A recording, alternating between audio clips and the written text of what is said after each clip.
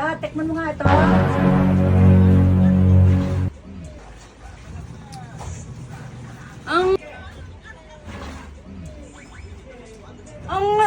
Anak ka ng po. Mamumula ka na naman! Mamumula ka na naman! Hindi na nga ikaw nagluto. Titikin ka na lang. Pupulaan mo agad. Ang sarap. Ay, naku, nagkamali pala ako. Akala ko pupulaan mo. Sorry, magsampal ko pa. Sige yan si Mister. Ang makabawi. Mister! Mister! Makabawi man laang. Sakit eh. Guys, ako'y naisahan ng nanay. Pagtikim ko, ang sasabihin ko ay napakasarap.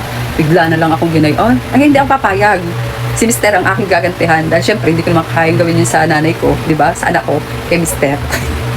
Kaya hintay ko si Mister at nabili ko ng gamit ng aming bahay. So, Mister, humanda ka. Ikaw pagbabalingan ko.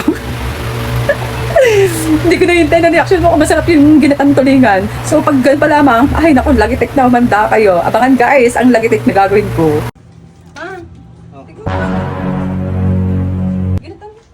Oh!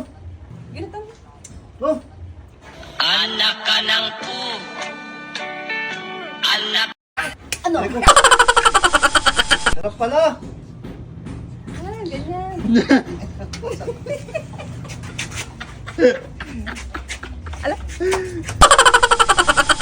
Nasampal mo na baga sabihan. Ganyan. Tangera niya.